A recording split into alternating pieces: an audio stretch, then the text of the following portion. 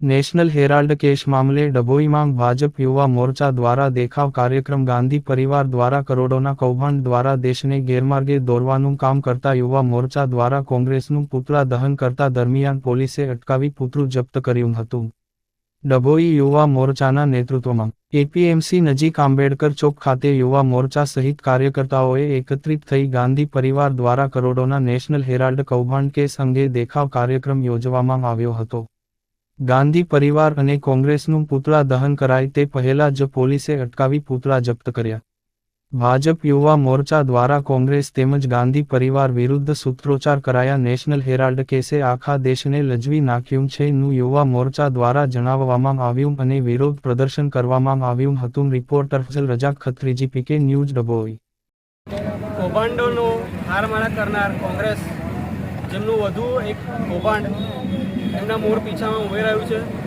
National Herald case જે આપણે સૌ જાણીએ છીએ, 1937માં તત્કાલીન પૂર્વ મંત્રી, પૂર્વ પ્રધાનમંત્રી શ્રી જવાહરલાલ નહેરુ તથા તેમની સાથે 5000 સ્વાતંત્ર્ય સેનાનીઓ સાથે શરૂ કરેલી એક સંસ્થા, જેનો મુખ્ય ઉદ્દેશ કે સમાચાર પત્રક થકી પ્રકાશન આપવાનું, જેની માહિતી પહોંચાડવાનું, જેમાં નેશનલ હેરાલ્ડ, નવજીવન, અંગ્રેજી તેમજ હિન્દી માધ્યમના ન્યૂઝ મેગેઝિન પ્રકાશિત કરવા માટે એસોસિએટેડ જનરલ લિમિટેડ કરીને એક કંપની સ્થાપવામાં આવી, જેનો મુખ્ય ઉદ્દેશ સમાચાર પ્રસિદ્ધિનો હતો.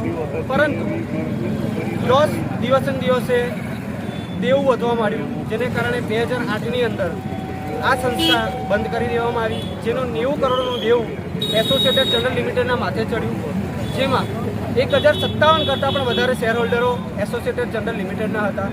પરંતુ કોંગ્રેસની કહેવાતી એવી સંસ્થા યંગ ઇન્ડિયા લિમિટેડ કરીને કોંગ્રેસે એક કંપનીની સ્થાપના કરી.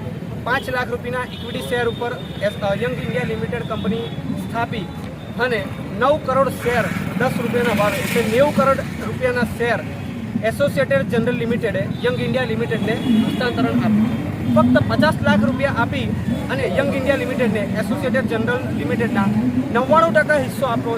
જેમાં મુખ્યત્વે વધુ અચંબિત વાત એ છે કે આ યંગ ઇન્ડિયા લિમિટેડની અંદર 76% એટલે 76% શેર રાહુલ ગાંધીજી અને સોનિયા ગાંધીને આપવામાં આવ્યા, જેનો મુખ્ય ઉદ્દેશ એક હવાલા થકી એક કૌભાંડ આચરવાનો હતો. દેશની અંદર યંગ એસોસિએટેડ જનરલ લિમિટેડમાં ભૂતકાળની અંદર અનેક રાજ્યોની સરકારોએ ખૂબ જ સસ્તા દરે જે જમીનો આપી હતી, જેની આજની માર્કેટ વેલ્યુ 2000 થી 5000 કરોડ રૂપિયા છે, જેનો પચાવી પાડવાનો કારસો આ કોંગ્રેસે કર્યો. જેના કારણે 2014ની અંદર આપણા ભારતીય જનતા પાર્ટીની સરકારે તેની ઉપર તપાસ શરૂ કરી, જેમાં મુખ્યત્વે આ એસોસિએટેડ જનરલ લિમિટેડના જે શેર હોલ્ડરો છે તેમને જાણ બહાર, જેમાં આપણા પૂર્વ નાણામંત્રી તથા ચીફ જસ્ટિસ, સુપ્રીમ કોર્ટના ચીફ જસ્ટિસ પણ તેમાંના એક શેર હોલ્ડર હતા.